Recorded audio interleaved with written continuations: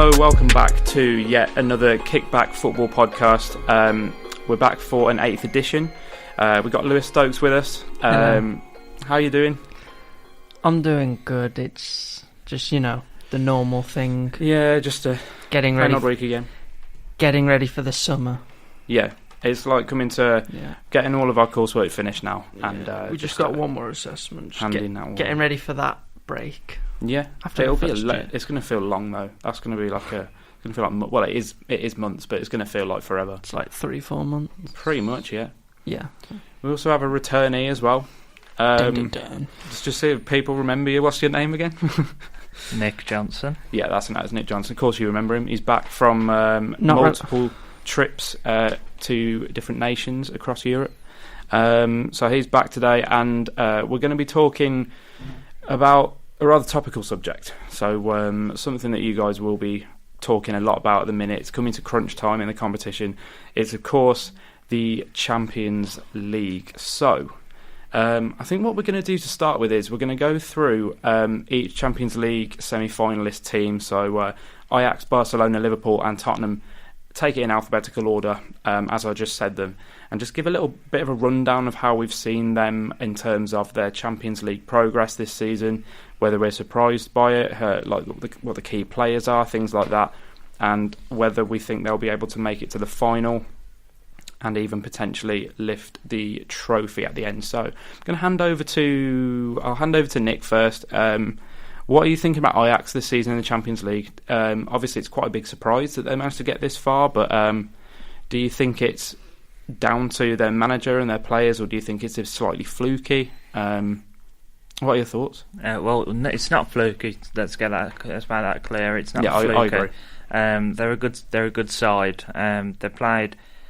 Obviously, they beat Tottenham last night 1-0. Tottenham's current team without Harry Kane, I would say, is probably the worst semi-finalist team we've had for the past 5 years. Yeah, possibly is. They're losing 40% of their team without Kane. It's quite. Llorente actually played quite well, but Llorente's not. He's not a European striker. He's not. He's not going to unshackle Harry Kane's chains at the moment, is he? So. And the way I see it last night, I haven't watched much of Ajax this season in terms of domestically in the Eredivisie, but I have watched them in the Champions League. And I've noticed with Ajax, somehow their goalkeeper presses. I know that sounds... Yeah, I know what you mean. Ridiculous, but it's true. If you watch Onana, what he does, he comes for everything. Yeah. So what he does, he'll get the ball on the edge of his box. He's got an advantage straight away, and he'll kick it, to Neres Ziyech. Yeah, he's crazy. It's a strange technique, but the amount of times last night he beat Llorente in the air, Dele Alli in the air. Yeah, and sometimes he's going to drop the ball and it's going to happen. But the way that they play is just. Liverpool are a pressing team, but Ajax is just out of this world. What they do from the front, and obviously players like Tadic, who have gone from playing in the Premier League, Southampton. I think he only scored 7 goals in his last season. He's on 22 goals in the Eredivisie. It's amazing what they've done to him this season. I think it's 34 in all competitions as well. Exactly. They've scored 161 goals. Yeah, it's mad to think that they're not even... They will probably not even win the Eredivisie, because PSV are having an absolutely phenomenal season in their level on points, aren't they? I think they are round about level on points, yeah. So it's they're still battling for that. And if I were Ajax... Well, I'll leave this question to you. Do you reckon they go full throttle in the Champions League? Because it's not the end of the world if they don't win the Eredivisie, but the Champions League would be absolutely amazing for them. And, it could be... Who knows if this is like a Leicester story, where until the last minute you're thinking, no, they won't do it, and then they could? Well, this is the thing. You looked at their group, you would have thought they wouldn't have got through. They ended the group unbeaten with Bayern. Yeah. And then Madrid looked at them and thought, Ajax will be Ajax. Everyone beats Ajax. Didn't Ramos get a yellow card or something? Yeah, just so he could miss that tie. Yeah, and then they lost. And they didn't just lose. They got obliterated. Yeah. I think was it 4-1? 4-1 or something like that. Yeah, 4-2 on aggregate, wasn't it? Exactly. And then they played... who did they play? Juventus. Juventus, yeah. Then they played Juventus, and Juventus were like, you know what, we've got Ronaldo, he'll get us through. And then they won in Juventus as well. And look what happened. They seem to save their best days for the away games. I mean, they have beat, Juve and Madrid away. and now they've beat Spurs away as well. So I think so, yeah. This is the only thing. I think they're in a situation now where they're taking the lead rather than going behind. Chasing it, basically. Yeah, so it might be different. See how Spurs get on. They obviously won't have Kane for the second leg, but I think Ajax should really focus. How often are Ajax going to be in a situation? How often are Madrid, Bayern, Juve going to underperform to this level? Even obviously Man City are out now as well. So if I was Ajax, they've probably got 4 million Eredivises already, like Rangers have got with SPLs and things. Yeah, so just go for it. They're a falling giant. Think of the players they've conjured up over the past 50 years. Completely agree. Yeah, go for it. Why not? You're not going to be in this position many more times, I don't think so. And they haven't won the Champions League since the mid 90s either. I think it was 95 last time they won. Yeah, I was going to say I think it was about 95. Yeah, I'm trying to think who was in that team at the time. I know. Do you know who was in goal? I was at Van der Sar. Yeah, pre-Juventus. Yeah. My man. Would it have been when they had Koeman?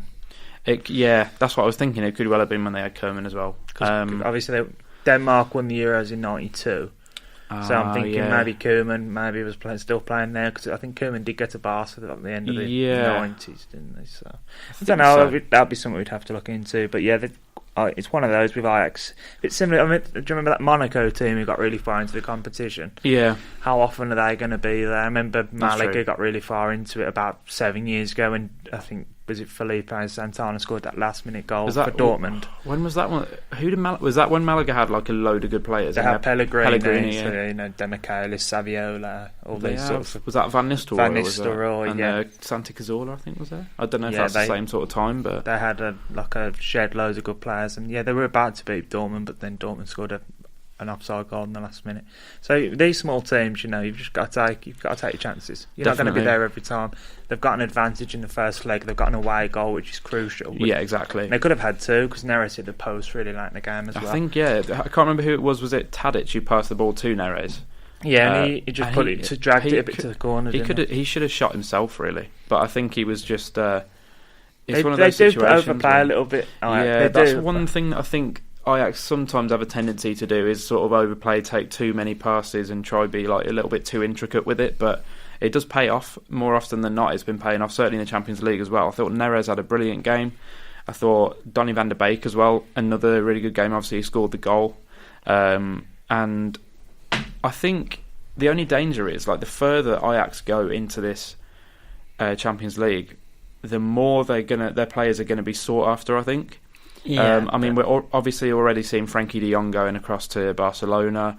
It's looking like Matthijs de Ligt might do that as well. Neres is linked away. Van der Beek's getting linked away now. Ziyech. Yeah, de Ligt is, I think, people have been saying de Ligt is going to be like on every big European teams. This is what happens to these teams. Are these teams who do well, like use Leicester and Monaco as examples? Monaco's perfect. Their foundations just get obliterated. Look at like Lamar left, Mbappe, Bernardo, all these players. You'll often see the players that stay, the older players. So you look at like Kamil Glik still plays for Monaco. Yeah, like Jemison and Subasic, the goalkeeper. Exactly, she's getting on. Yeah. So all the young players, they get this, these ridiculous offers. I mean, Frankie de Jong, they bought him for 500 grand or 500, €500,000 from Zwolle, and then they're like 75 million they're getting for him. It's not too bad. It's a no-brainer, and it's these players want to play for these teams. Ajax and Barcelona's, relationship is precedent now. We know about it, so it's hard for these teams.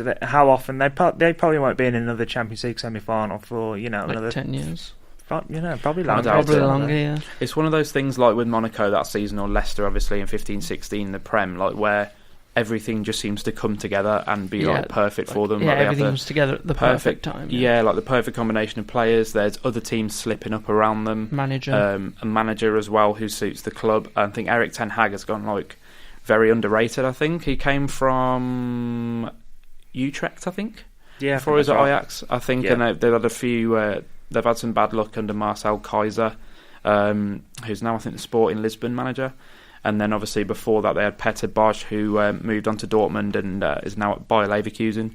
So Erik ten Hag has added some much needed stability, because I think since Peter Bosz was there, they hadn't really had that stability. They'd kind of had a stopgap in Marcel Kaiser, who I think might have been their youth. They're like the young Ajax manager before that. But yeah, it looks like a brilliant team. It looks like a great manager as well. Do you reckon Erik ten Hag can potentially look at a move away from Ajax this summer? It's one of those. I think maybe he's just in a situation where, I mean, look, if you take, for example, the average players in the Ajax team, you know, Lasse, Schöne, Veltman, even Onana to agree. I mean, Onana's not a great goalkeeper. He's not too great. If your average players are playing well, then your best players do the work for you. So we look at definitely. Leicester again. You know, that season, if you were to say at the start of the season, Leicester are going to win the league with Wes Morgan and Robert Hoover centre back, Danny Simpson, Fuchs, you'd have laughed, wouldn't you? You would have laughed. Pretty much. Brighton on the wing. And if your average players just do what they need to, a bit like Liverpool with, you know, Henderson, Milner, they do what they need to. Do their job, basically. Yeah, then you've got a chance. And this is where I've seen in the post this week that Henderson would be the worst skipper in history to lift the Premier League. Wes Morgan. I mean, come on, Wes Morgan. I don't think that's true at all. I mean, I think Henderson definitely has his uses, and I think players like Lasse Schöne in that team who are slightly more seasoned and have been there since before this newfound success. Obviously, they've had a lot of success before, but recent success, like you said, Schöne and Veltman, and there's a few more kicking around as well who I can't quite think of. I mean, Huntelaar? That's crazy. He's the guy they bring on in the last few minutes just to see if they can nab a few, you know, get the ball forward, get him in, hold the ball up. And it's nice for these players. I like these players who are rewarded, you know. I mean, Schöne has been a class act his whole career. He's never been a great player. 7-8 years now, yeah. So it's nice for him if they was to go on and win it, you know, these players who definitely have stayed loyal and, And it's a different team as well because the other two teams, Liverpool and Barcelona, you kind of expect that as well. Pretty much, yeah. Everyone likes an underdog, don't they? You're always rooting for the underdog, so.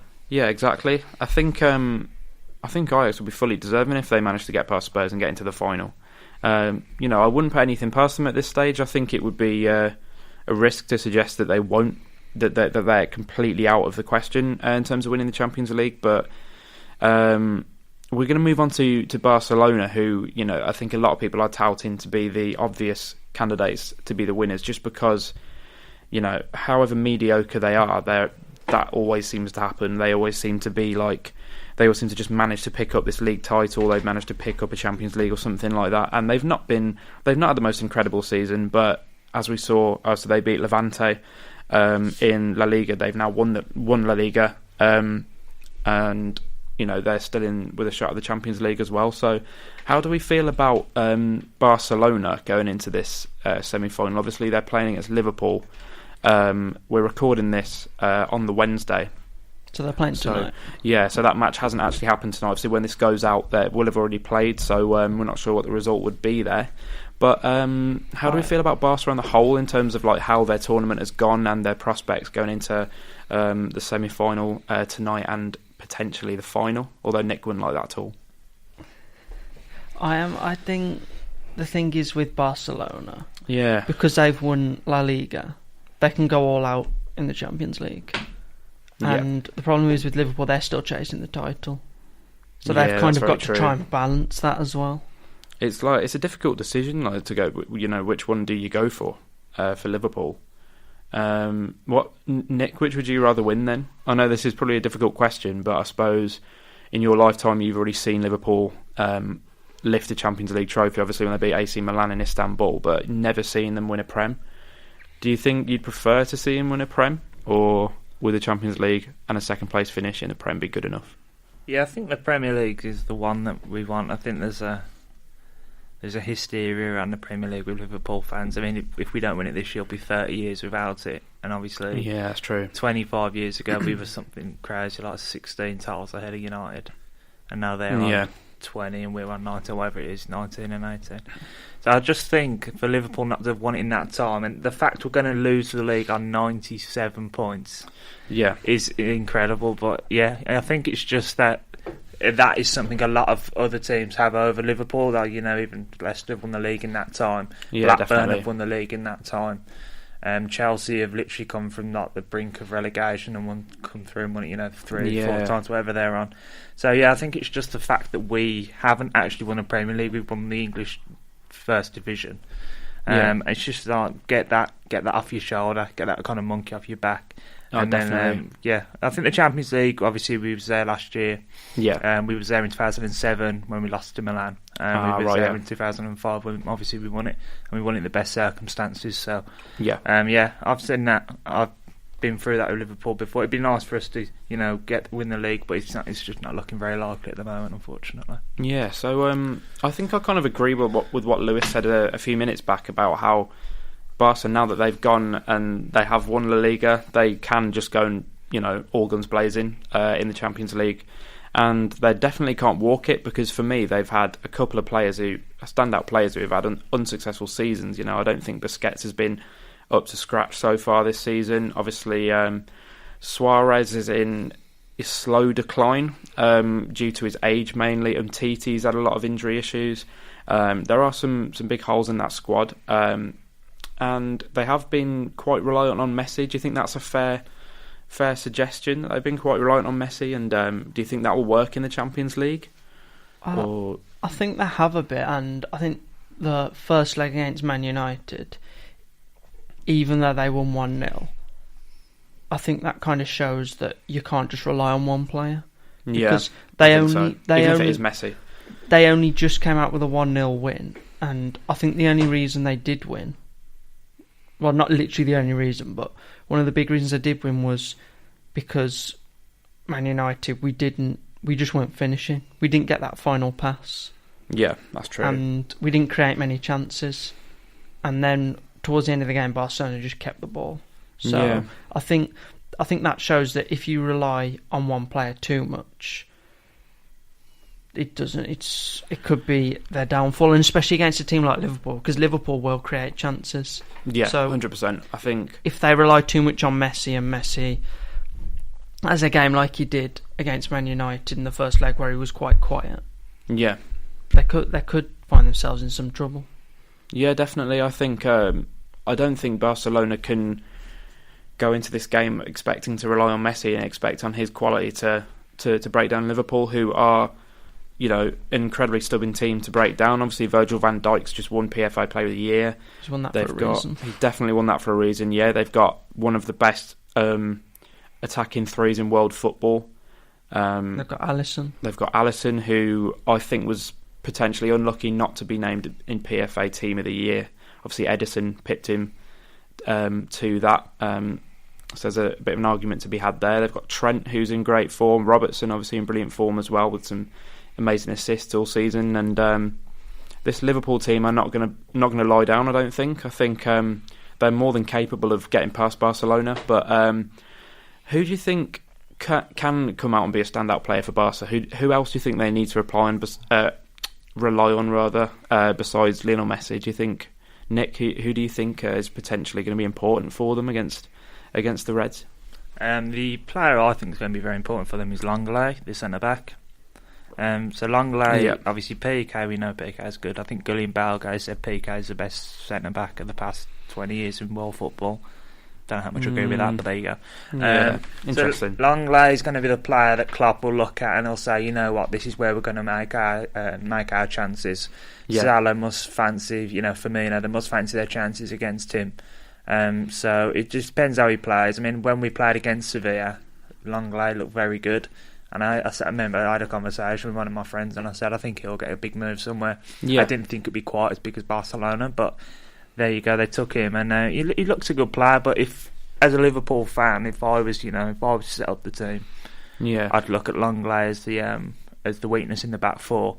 And I'd play everything through him. I think that's a decent idea. So it depends if he comes out and has an absolute stormer, which he clearly can do. He's a good player. Yeah, Barca signed him for a reason. So he's the player I would look at, because the midfield is going to be, looks like it's going to be Busquets. Are they going to play Artur maybe? Busquets, Artur, and Coutinho. Yeah, and then obviously you've got Vidal as well, who I think. He's been having some relatively decent games recently, actually, Arturo Vidal. But they're very well stocked in that midfield. Obviously, with De Jong coming in as well, they've got Artur, as you said, Vidal, Busquets. He come on against United, Vidal. Rakitic as well. I don't know what was wrong. He come on like a man possessed. He come on. I think the first thing he did was absolutely clattered Luke Shaw. You got a yellow card for it. And I remember saying when I was watching, I was like, if we play against Barcelona, I hope Vidal plays. I really do hope Vidal plays, because that guy is a little fat for. He's won the league in the last 8 seasons he's played. Yeah, that's he's a serial winner. It doesn't mean he's a good player. I mean, no. He has been at Bayern, and we all know what the Bundesliga has been like. He's been in the 2 probably least competitive leagues. Yeah, well, outside of the French First League. Well, I'll be talking about Vidal later in our next segment, because he's the perfect player to go to the team that we mentioned later. But that's an interesting one. What I would say is, Longley is the player that I would look at to base our team. And the way Liverpool play, we do hound players and put him under pressure. Barcelona are this team who play out from the back. And Ter Stegen's a good player, but again, he's got a mistake in him. We pressurise him. I hope Firmino is really up for it tonight. We can put them under pressure. But I do think they'll come through Barcelona 2 legs. I just think they've got, as Lewis said, they've won the league now. It's wrapped up. We've got, I suppose, bigger fish to fry, but it's hard. So. It's hard to know what because if we don't win the league, we'll look back and say, well, we should have gone full throttle in the Champions League, and we'll probably come out of it with nothing. The way it's looking, we probably will, but it's really hard for Klopp. I have a bit of sympathy for him in that sense. Yeah, well, I mean, you can't say he hasn't tried to get domestic and obviously European success as well with him. I think. As Nick mentioned, I'll just mention this quickly. We will be doing a Transfer Window Waffle towards the back end of this podcast, and it will become a weekly segment. It already is, and we'll continue to be doing it. So we're going to be doing Monaco this week. A couple of big holes in that squad. So we're going to be talking through who Leonardo Jardim should be looking to bring into the fold in the summer. So I know obviously we've been talking about them a lot just in that Barcelona part, but we're going to move on to Liverpool and sort of look at who do you think will be the prime candidates in terms of that Liverpool squad who can sort of provide that additional magic in order to get past Barcelona? I mean, there's some obvious players in there. You look at Salah and Mane and a couple of other players in that squad, but do you think there's anyone who maybe isn't one of those two who could be incredibly important in this tie? I'd probably go with Van Dijk because of how good Barcelona can be going forward. Yeah, I think he's probably gonna have to play like he's played all season. So he's gonna have to show why he's got that PFA Player of the Year award. So, and I think obviously Mane and Salah are gonna have to be playing well as well to put the goals in. But I think if Van Dijk can kind of put Messi on hold, shall we say, I think that will give Liverpool a big chance. I think so. I mean, keeping obviously Messi in your pocket is pretty much key, I think, this season to getting through Barcelona. I mean, we've seen them lose some and get some draws in games that they really should have been winning, and it's interesting to think, that a team can have just won La Liga and also be at semi-final in the Champions League, but still have their fans on their manager's back. Do you think that the fans will be backing Liverpool more than Barca's fans will be backing Barca? I mean, I don't know whether they expect to win the Champions League this season, Barcelona, to the same degree, but I think Liverpool will be more pumped for it. But obviously, as Nick was saying, that Premier League title is obviously potentially theirs as well if they can beat Man City to it. Do you think that they should be focusing on this, or do you think that they should just not sack it off, but focus more on the Prem? I was going to say that's a very difficult decision. Yeah, it's one of those things. Like, I don't know, sort of damned if you do either, really, because you're missing out on one thing. But then I think just the fact that they win one of those tournaments will be, a brilliant achievement. Yeah, I was going to say the problem is that they haven't won the league in about 30. Is it 30 years? Yeah, it'll be 30 this year. So we're at 29 at the moment. For 29 years, so you can't just obviously sack that off. And then the Champions League, that's the biggest competition really that you can win. So I don't know because I'm a Man United fan. I think it's pretty obvious. I would say if it was Man United, I'd say go for the Champions League. Yeah. Because we've recently won the Premier League, but when you haven't won the league for a long time... Yeah, for that long. That changes it massively. Yeah. No, I completely agree with that. I think it's been an incredible season that the Liverpool have managed to juggle both tournaments in terms of the Premier and the Champions League, but it shows that I think what they have added is, obviously last season we were saying how they lacked that additional player in defence, or maybe a few players in defence. They lacked a quality goalkeeper. Obviously they had Karius last season in the final, and they've also added some really good additions in terms of Naby Keita, Fabinho, even Shaqiri has come in and been quite useful when he's been needed, and obviously Andy Robertson has been an absolute standout player for them. Do you think those additions are going to be kind of like could potentially be the change and be the reason that they can go on and win, as opposed to obviously last season they got to the final but didn't quite manage to make it over the line? Do you think those players could be the difference? I think the final last year was probably one of the worst games of football I'd seen all season. Yeah, Madrid didn't play well. Liverpool didn't play well. Our goalie clearly struggled. He clearly wasn't in the right place. I mean, for a goalie to drop the ball like he did against Bale, and to just basically hand the ball to Benzema, roll the ball out to him. Exactly. So I think that game, you could play that game 100 times and that outcome wouldn't happen again. Yeah, no, that's true. I think the best thing about the final though was Bale's goal. That's really all. That's all Real Madrid did, really. There's a shining light in the whole game. Was that. So what I would say, I feel if we get to the final, obviously I'd fancy us against Spurs without Kane and Ajax. Ajax is one of those teams I don't think we can prepare to play against Ajax, because Ajax play like Liverpool do, so it could just be be 5-5 that game could. So yeah, it could be 5-5 or 0-0, because they both have very strong defences and strong attacks. So that's the thing. You're like, will they cancel each other out or will they get through each other? It's a difficult one. I think a Liverpool Ajax final would be like, I think that would be very probably the best final. Yeah, that's the kind of the ideal final for me, and I think it would be probably the most exciting final.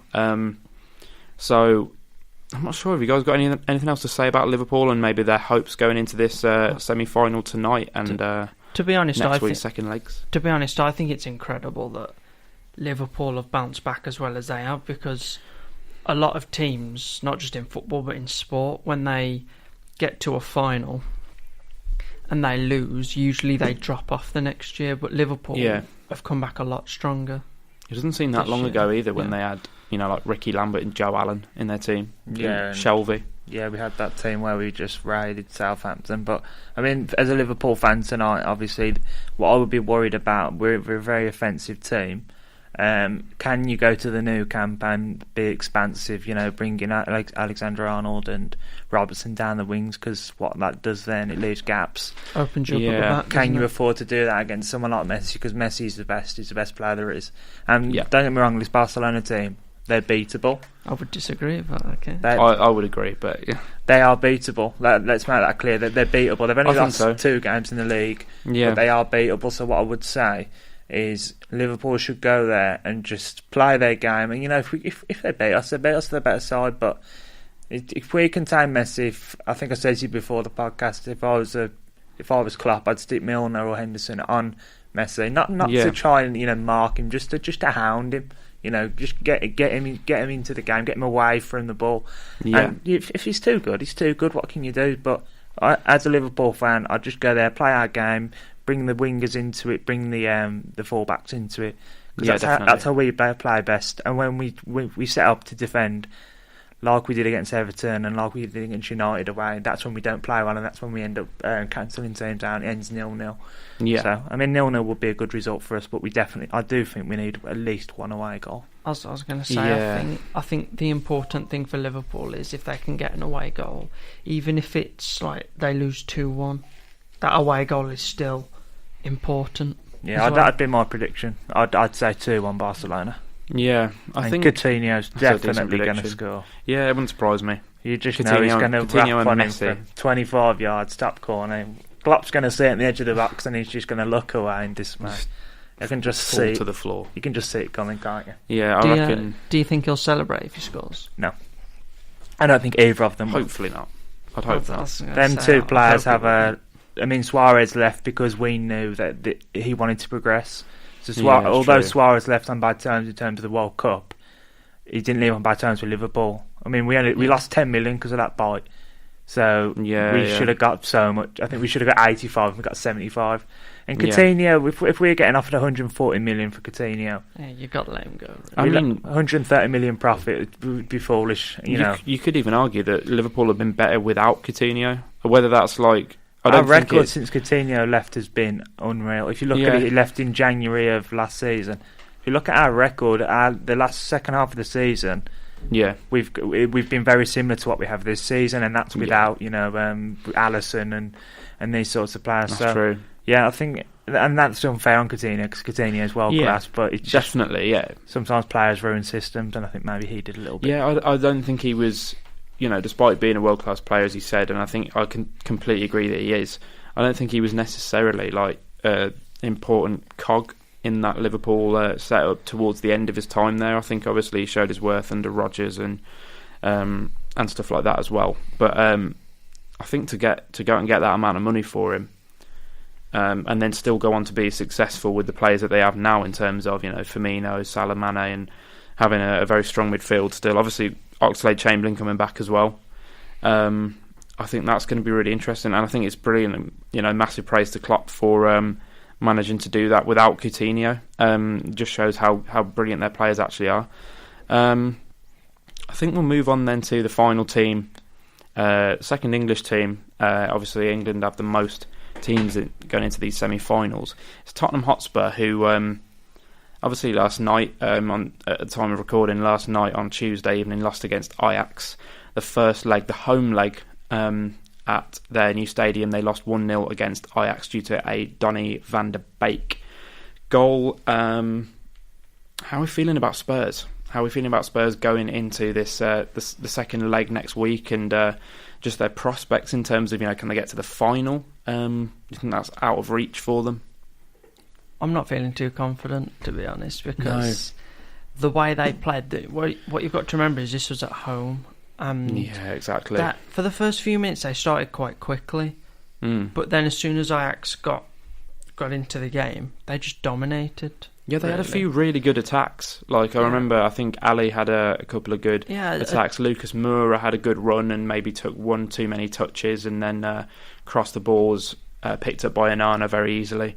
Especially at the end of the first half, Tottenham were going forward very quickly, and then it's just Ajax just dominated them really, and that defensively they were incredible as well. Ajax, that really doesn't fill me with too much confidence, considering that was the away leg for Ajax. Yeah, I mean, what I noticed about Ajax were that their defense, how compact they were in defence, was so good in terms of closing down those Spurs players and kind of harrying them into having to take slightly more rash shots. I remember Dele Alli took a volley that kind of decent amount of power on it, but it just wasn't the right sort of shot. Sissoko, Sissoko then a lot of power, but I think it deflected out maybe, or just kind of ended up veering to the right hand side. And just those chances. Ajax's defence were just absolutely incredible in terms of blocking and intercepting those balls and they were all those shots as well. Absolutely incredible across the park. You can tell they missed Harry Kane. Yeah, 100%. I mean, it's one of those things where they had who was it Llorente and Lucas up front. Those are not the people you want up front in a Champions League semi-final. Not necessarily. I mean, I think they've started to bring. I don't know about in the Champions League. I've not really been following the teams as much, but I know they've been bringing Vincent Janssen back into their side in the Prem, who obviously I think he was at AZ Alkmaar in the Netherlands. He came from, and he's not really done anything since. Had a few unsuccessful loan stints away, but when Llorente, Janssen, and Moura, even Son as well, are the players. I mean, Son's had an incredible season, but besides that, you don't really have a regular goal scorer at all, apart from Harry Kane, who has struggled a lot with injury. Do you think that's going to hamper them? I mean, I think it probably will. It's inevitable, but do you think that's going to be potentially the deciding factor on whether or not they manage to make it through to the final? How do you feel about that, Nick? Yeah, I said to you before we spoke on this that Kane is potentially 40% of that team. And as I said, Tottenham are probably have got the worst side of any semi-finalist. Champions League semi-finalist probably the past 5 years. That's fair. Ajax probably looked at the starting team last night and seen Llorente and probably thought, how many can we beat these by? Because I think that what this does, Tottenham getting to the semi-final of the Champions League, it fills me with confidence as a Liverpool fan, because if that team can beat Man City, I've got a good feeling Leicester can beat them away. And I just think for Man City to lose to a team without Harry Kane, a Spurs team, that really is abomination. It's crazy. And I think Ajax look a certainty. And to be fair, as a gambler myself, the odds say that Ajax now are 2-7, and Tottenham are 10-1 to win the whole tournament. And I think that's maybe a bit underpriced. I mean, there's no value in that. So I just think they've got no chance. And even if they got to the final, whoever comes out the other leg will beat them. I think so. I think Tottenham haven't beat Liverpool in ages in the league. So. I think Barca and Liverpool would be able to not ease their way past Tottenham, but they'd be able to have a relatively solid performance. Pretty comfortable, I think. Kane, though, if you look at Kane's recovery, he always seems to get himself fit for stuff. So true. He's that sort of guy. He'd rock up and he'd start the final. So he always seems to be 2 or 3 weeks ahead of schedule. So we'll wait and see about that. And then that'll be a different Tottenham team. Because of that lack of depth, though, I think sometimes they have a tendency to bring him back a bit too early. So I don't know, but I think he's still. Even if bringing back Harry Kane a little bit early when he's still not fully recovered, there's still slightly more of a threat than Lucas Moura, or potentially even Llorente as well. Did Son play last night? I don't think he did. No, I don't remember seeing him. I don't know. I feel like I should know why, but I don't think he did play. Whether he's picked up an injury or something, I'm not too sure. I don't think he was on the team sheet. No, a bit of a strange one, but I think. Yeah, without Son, who I think had an incredibly underrated season. I think if it wasn't for... Well, especially against Man City, he was really the player that took them through. I think, the wing positions in the Prem have been absolutely incredible this season. I think if there was no Sterling and no Hazard, then Son would have been on that left wing position in the PFA team of the year, personally.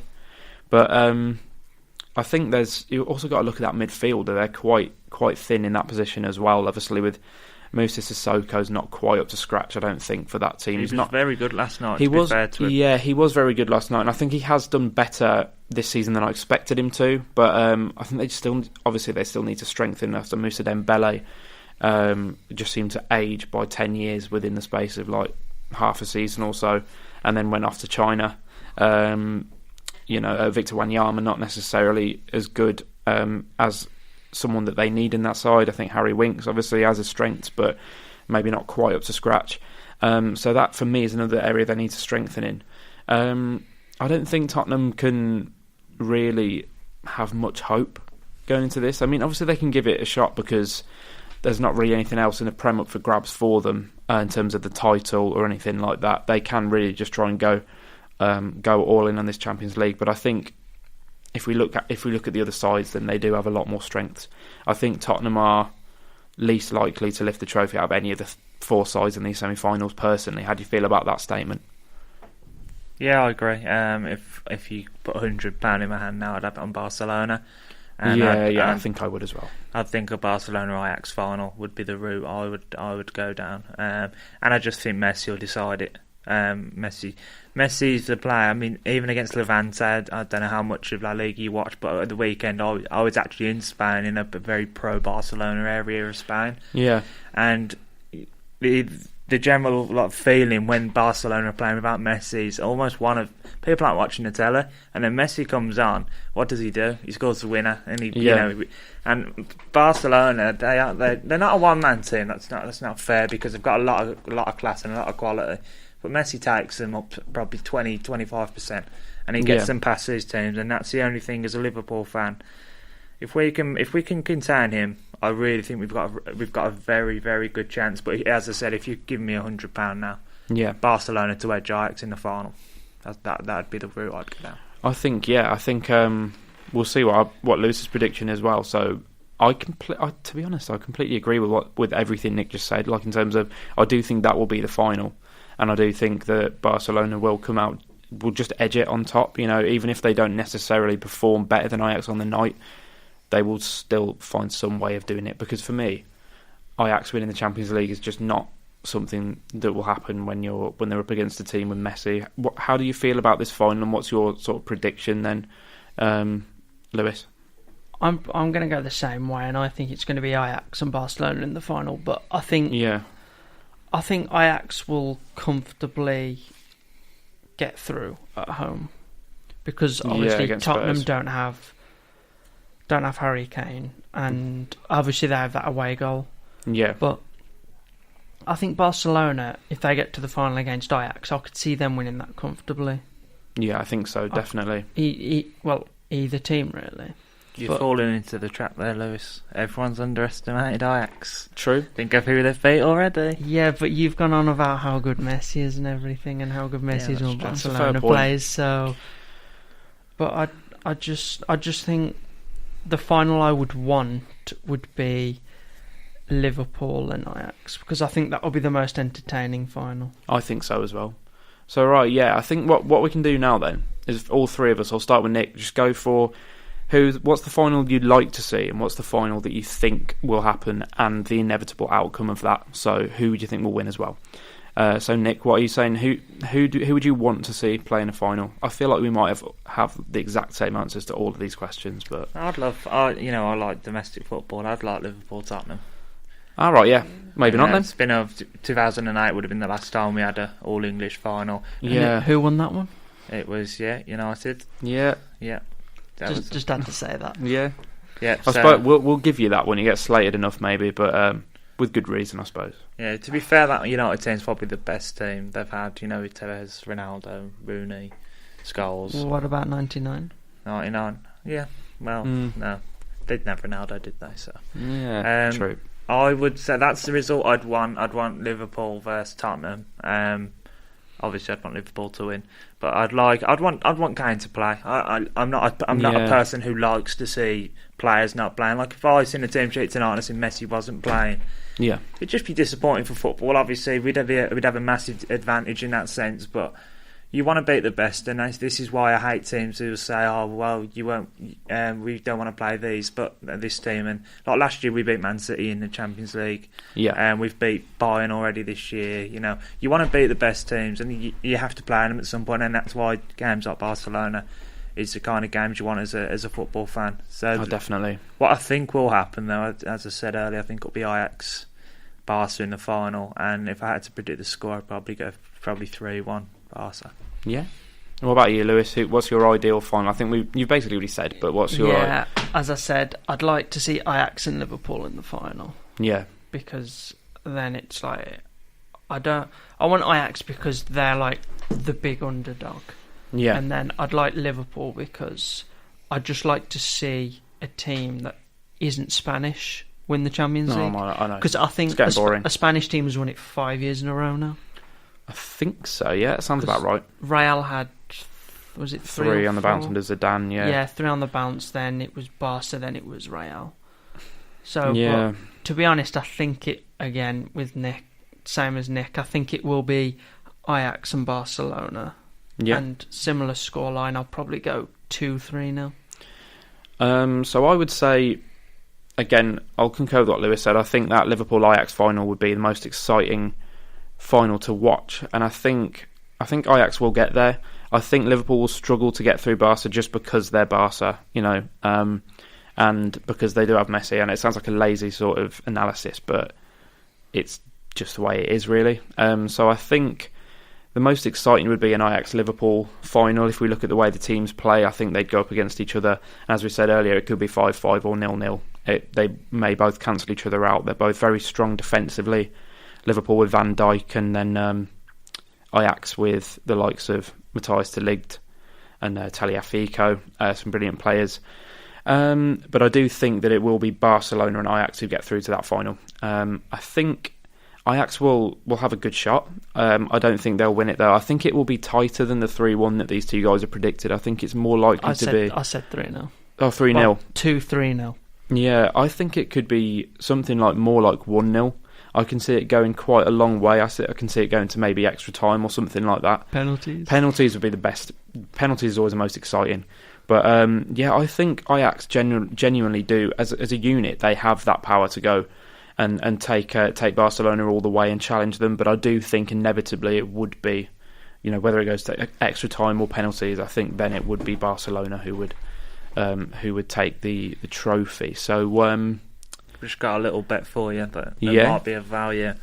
Liverpool and Spurs to meet in the Champions League final. Yeah. And Arsenal and Chelsea to meet in the Europa League final. That would be a nice one. 20-1. So if you're a very patriotic Englishman, there you go. That's the route you can go down. If that'd be great for English football to see that. But definitely, I think one of the teams in the Europa League will get through against Arsenal and Chelsea. And I think obviously Tottenham have got a bit of a mountain to climb, and Liverpool have got to play Messi. So there you go. That's true. It's a difficult one. So I think it seems like we're all sort of concurring with the final being between Barcelona and Ajax, and with Barcelona taking the trophy. So do let us know your thoughts. Kickbacksportspod@gmail.com is obviously our email, and we also have Twitter and Instagram at kickback_pod. You can find us on Facebook. I think it's facebook.com/kickbackfootballpodcast. But as you know, we'll have all the links at the side of our SoundCloud profile and also down in the description. So what we're going to be doing now is moving on to our regular segment of Transfer Window Waffle. We're going to be taking on a team who have fallen on hard times, lost a bunch of great players, a crop of excellent young players, like Mbappe, Lamar, Bakayoko, Bernardo Silva as well. That team is obviously Monaco, so we're going to be suggesting 3 potential signings for them ahead of the summer transfer window. So here we go.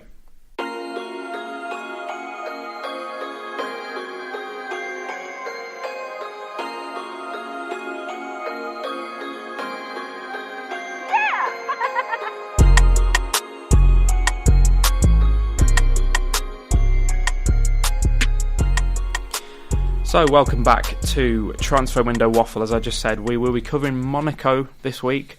We're going to be running through the players, the areas on the field where we think they need to strengthen, and then eventually coming up with a 3-man shortlist of players that Leonardo Jardim and the club should look at signing in the summer. So I'm going to go across to Lewis first. So, what sort of players have you gone for first? And normally you bring a couple of rumours to the table, and are there any specific areas you think need strengthening? Well, there were absolutely no rumours, so I found that as well. Yeah, that helped me out a lot this week. And I don't really know with Monaco, because it's one of those weird things, like they've got kind of like an older team. Yeah. So I think some of them would need to be not replaced as such, but kind of players bought in to be their successors, and then definitely the players around them aren't like the standard of where they were. So I think not really. Most places you could go with, and I've gone with a centre back. Yeah, me too. And I've gone. I think he's a winger, and I've only gone with him because he's rumoured to be unhappy. And my centre back is Davison Sanchez. Okay. I thought of that because he's been pretty good at Tottenham, and he's sitting behind Vertonghen and Alderweireld, and they doesn't really look like they're going to be getting rid of them too anytime soon. So I thought that would be an interesting one. Isn't Alderweireld out in his last year of his contract? I have no idea. Yeah, that's what I was thinking. I think obviously they're going to need other players to do so besides Sanchez, but I feel like it would be unwise for Spurs, mainly just due to the fact that they're ageing as well, Alderweireld and Vertonghen. I think Sanchez will be looking at more of a peripheral role over the next season or two if they keep hold of Alderweireld and Vertonghen, because obviously I don't think Juan Foyth really is looking to upset the apple cart too soon. I think it's more likely to be Sanchez, and then obviously you've got Dyer who can come in as a centre-back, but I don't think it's a bad shout. I think that's the kind of player that they need to be looking at, is that sort of young, maybe slightly more forward-thinking, pacey centre-back, a modern-day centre-back, if you like, who can step forward and is quick and tall, and Davinson Sanchez does mark. He does kind of... what am I trying to say? He basically fits the bill. He's a good all-round centre-back, basically. Yeah, basically. And apparently, Tottenham extended Alderweireld's contract to 2020. Okay, so there's still a year left, and then Vertonghen, I think it may be the same, 2020 perhaps, with a £25 million release clause, which we all know you love. You love those release clauses. I think I brought a 22 million release clause and a 25 million release clause last week. Yeah. But I think I've also got a release clause today as well, slightly higher though. Nick, would you agree that centre back is somewhere that they need to strengthen? So you look at their centre backs; they've got Kamil Glick, obviously, who I think you mentioned earlier. They do also have Jemison. They've got Naldo, who's also ageing.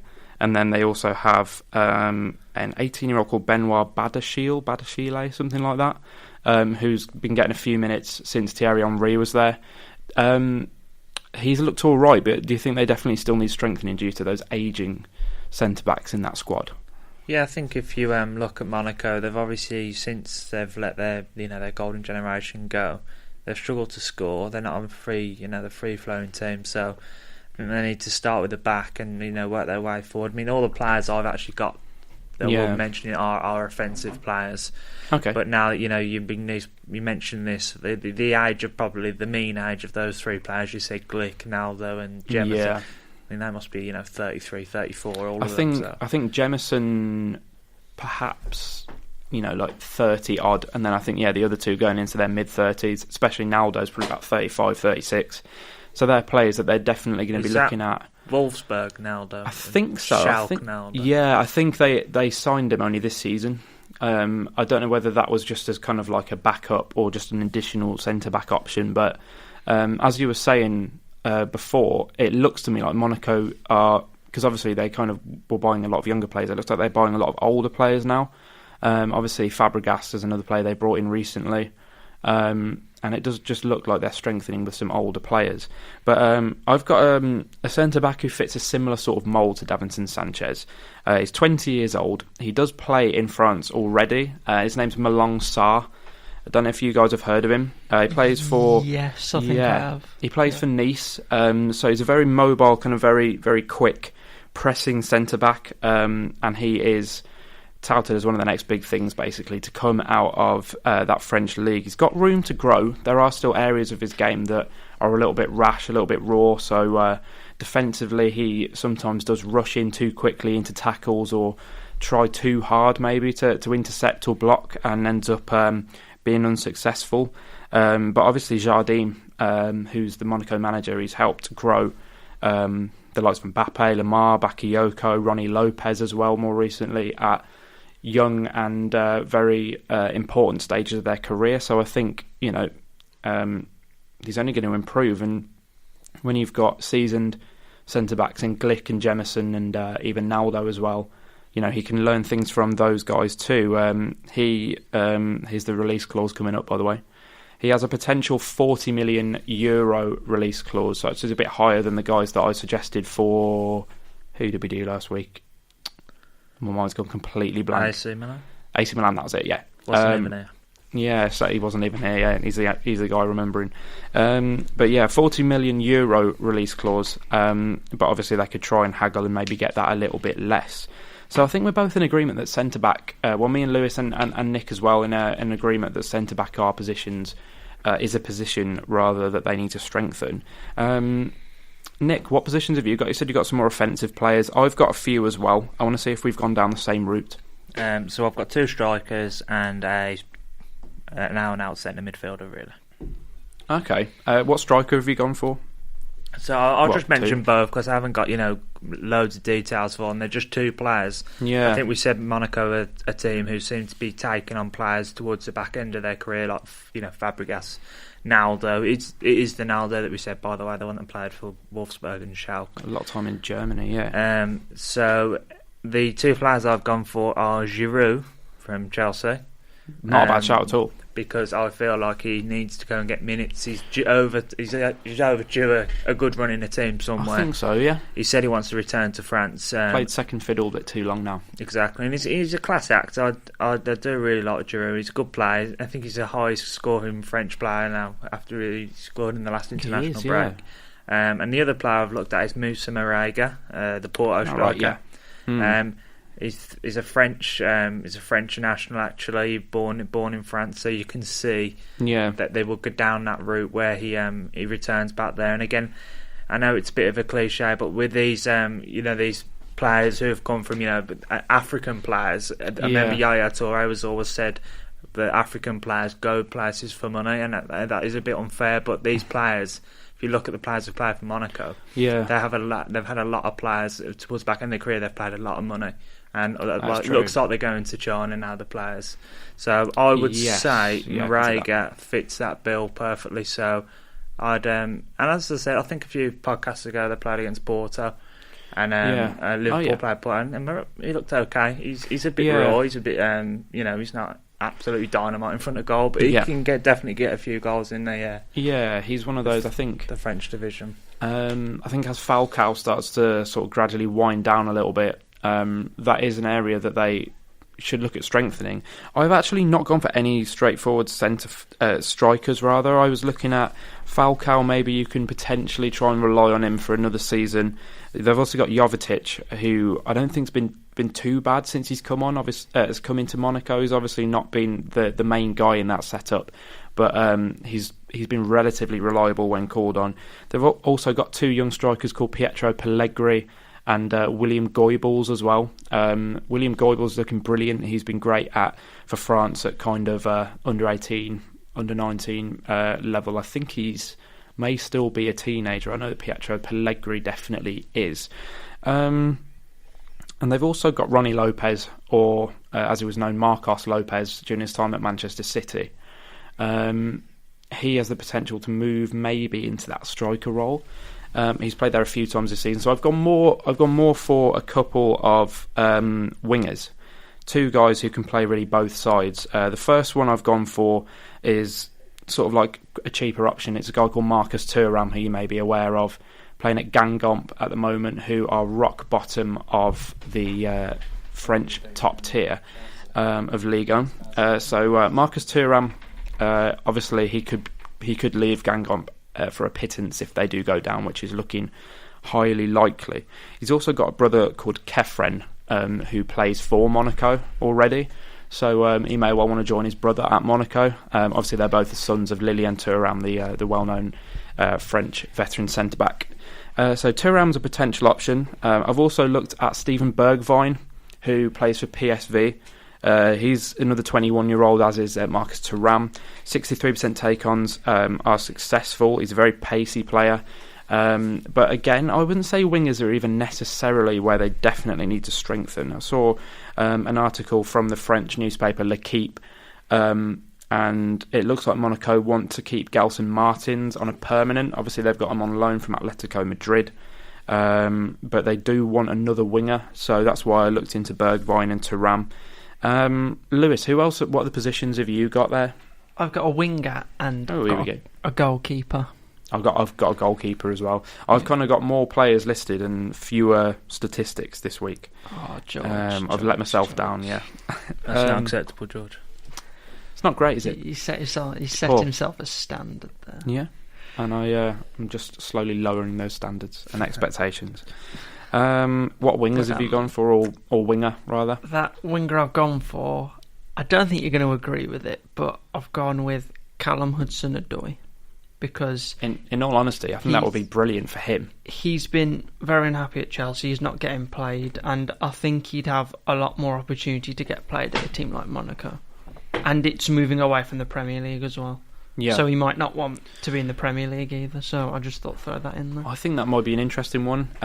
I think despite obviously Chelsea have their transfer ban, there's kind of the presumption that they're not going to want to let players go, but I think, they still have Willian and Pedro, and they still have potentially Hazard. I mean, he probably will leave, but he's still there.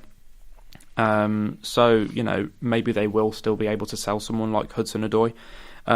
What was the other position you say? You've gone for a goalkeeper as well? Yeah, I thought to go for Lafont from Fiorentina, purely because to just kind of like stick him behind Subasic? Subasic, or potentially buy him and then just loan him back out again. Loan him back to Fiorentina or something like that. So they've kind of got that insurance policy. I think so as well. So when Subasic eventually leaves or retires, they've got Lafont there. I mean, I've got a slightly different choice for what I normally go for. I normally sort of suggested young goalkeepers in the mould of Lafont and Emil Aldero and a couple of those guys. But I've actually gone for a guy called Walter Benitez. I don't know if you've heard of Walter Benitez. He's another Nice player. I think... I'm trying to remember what country he's from.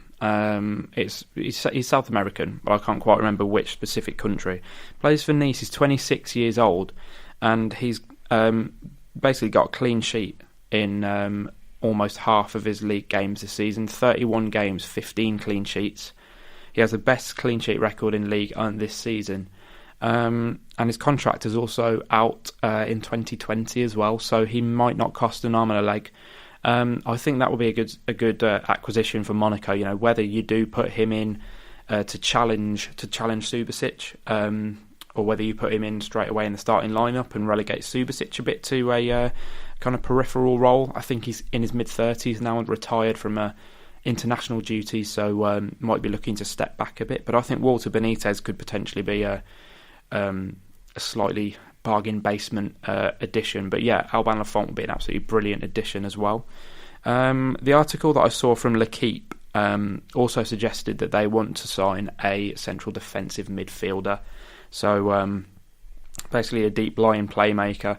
So the guy that I looked at, he plays for Mainz in Germany. 23-year-old central defensive mid called Jean-Philippe Gbamin. Please correct me if that's the wrong pronunciation. It's just Gbamin. Never seen a word begin with GB before. But he is quite an intriguing one in terms of how he plays. He came into to Mainz from France, where he's actually from originally, as a centre back, and was sort of drafted in as a central defensive mid. He's played a little bit further forward as well, but he's been absolutely incredible. He's got 79% pass accuracy. He would probably cost around 40 million euros as well, and he is locked down into a contract until 2023. So it's basically would cost as much as 40 mil or potentially even more. So Gbamin for me would be a brilliant addition in that central defensive mid role. Obviously you've got Fabregas, who's his legs are getting a little bit old now, so to have a young player in there who is unusually quick, unusually pacey and unusually skillful for a defensive midfielder, I think would be very refreshing for that side. And obviously he can guide the back line as well. In certain situations when they're on the back foot, he can go back as a natural centre back from his youth, can go back and help out with Glick and co. So what other suggestions do we have? Are there any other guys that we can bring into the question and make a good case for? Just a few more notable names really. So I said Vidal earlier. He seems to go to places and win, so maybe be a good omen to go there. A few more notable names: Robben, Ribéry, and as a free agent at the moment, who would be a good shout. I think they could sign him. Yaya Toure, still free agent. Just the wages just does something, might be an issue. But he's their business model at the moment seems to be, Fabregas and Aldo. They're signing old players. So yeah, definitely. When we spoke about doing this, all I could think about was players who have excelled elsewhere and they're now unwinding. I think I wouldn't say Giroud's unwinding. I think Giroud's still got 4 or 5 good years ahead of him. But I just think these sorts of players, they're going to follow the money. And Monaco are a team who, although the president's is under investigation for corruption, and it might be interesting to see how they get on. But I'd probably say Vidal looks like the sort of player that Barcelona will get 1 year out of, and then shove him onto another team. I think that's possible. Yeah, definitely. We need to decide on some positions then, I think. So are we all kind of agreeing that centre back is a necessity? Yep, I'd say so. Yeah, you think that's pretty much nailed on. So we've got Malang Sarr, who was my suggestion, from Nice, 21 years of age. 20 years of age actually, and also Davinson Sanchez of Spurs. Who do we think we should be putting forward for this first spot? I think Sarr is probably more realistic. Yeah, I think Davinson Sanchez will be regressing rather than progressing going to Monaco. I think it's possible. I think it is possible actually. I think with Davinson Sanchez, I can only really see his opportunities increasing, especially with Alderweireld and Vertonghen aging. There's been talks of Alderweireld moving on, obviously. Atletico Madrid linked with trying to get him back. Man United have been perpetually linked with him. We've been looking to apparently trigger the release clause. Yeah. 25 million, I think it is. I think it's quite low, yeah. And he still has obviously a lot to offer. But I think Davinson Sanchez's role, obviously he's got a decent amount of minutes, been less peripheral than you would expect with two world-class centre-backs ahead of him in the pecking order. But I think once they wind down a bit or leave, he's only going to get more game time. So should we put in Malong Sarr in that first spot? I don't know whether you guys are happy with that. Happy with that. Happy with so do you think maybe a winger could be an option, or do you think a striker is more of a necessity at this stage? It's a difficult one. Yeah, I think striker. I was going to say they're probably quite even.